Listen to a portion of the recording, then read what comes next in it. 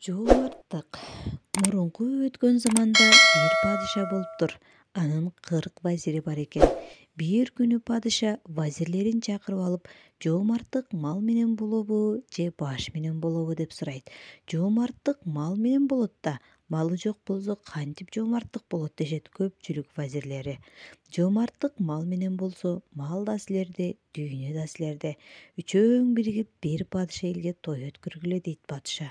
Падышанын айтканын эки демек беле. Ошентип той башталат. Тойду башкарган 3 вазир болду. Той аяктаар күнү падыша тумананын кийимин кийип, башына телпек кийип, колуна аса таяк алып, ийнине куржун асынып, ак уруп биринчи вазир башкарып жаткан тойго барат. Вазир аны көрүп туманага кайыр секет алып чыккыла деп кызмат кылгандарга айтат. Тойдун түрдүү тамагынан табакка салып чыгышат. Тумана тамактарды куржунуна салып алып, экинчи вазир башкарып жаткан шаан шөкөткө барат. Ал дагы Думананы үйгө киргизбестен кайыр садагасын берип сырттан жөнөтөт. Думана үчүнчү вазирге барат. Кайыр садага сурап, анан үйгө конуп кетүүнү суранат. Бирок вазир үйдө төрө мырзалар бар, сен жата турган орун жок деп кийирбей коет. Ошондо Думана караңгы киргенине карабастан көчө менен жүрүп отуруп, акыры бир жесир кемпир менен жетим баланын кара алачыгына туш келет. Бала сыртка чыгып Думананы көрүп, Думананы кондуралыбы деп энесинен сурайт. Макул айланайын. Думана болсо үйгө кир дейт энеси. Думана үйгө кирип жайланышып отурат. Бала бир байга 3 жылы малай жүрүп, ошол күн акысына 10 кой алып келген экен. Конокко бир кой соелу эне, дейт баласы. Энеси макул болуп койду, союшат. Мага 2 эле бөйрөгү керек. Калган этин жебейм дейт Думана. 2 бөйрөккө да киши тоёбу? Андай болсо 10 койду тең соёюн. 20 бөйрөк болот деген бала койлорунун баарын союп Думанага 20 бөйрөгүн берет.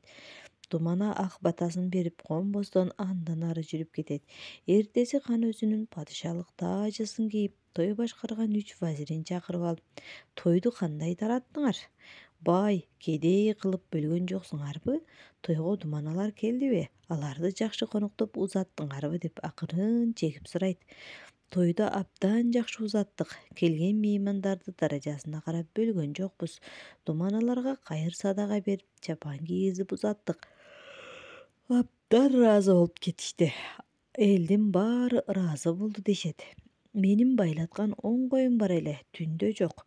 Уурдаган ууруну таап, алдыма алып келгиле деп вазирлерине буйрук берет. Вазирлери ары чапкылап, бери чапкылап, акыры базарга барышат. 10 койдун этин жаңыдан сата баштаган баланы көрүшүп, койду уурдаган ушул экен дешип, аны падышанын алдына алып келишет. Кой табылды, ууруну алып келдик дешет вазирлери. Бала малай жүрүп 3 жылдык эмгегине 10 кой алгандыгын, үйүнө жаңы келгенде бир Думананын келгендигин, ал бөйрөк гана жейм дегенинен 10 коюн бүт союп, бөйрөктөрүн Думанага бергендигин айтты. Падыша вазирлерине баягы кайыр садагаларын көрсөтүп, ушуларды ким бергенин билесиңби деп сурайт. Биздин дасторкондун жемиштери турбайбы? Тойго келген Думанага бергенбиз деп моюндарын алышат. Ошондо падыша өзү Думана болуп тойго баргандыгын, коноюн десе төрөлөр, мырзалар бар, орун жок дешип кондурбаганын айтып, жомарттык мал менен болот бекен же баш менен болот бекен? Жомарттык баш менен болот экен. Мына 10 койдун бөйрөгү деп баланын берген 20 бөйрөгүн алып чыгып вазирлерине көрсөткөн экен. 10 коюн бир Думанага союп берген бала жомартпы?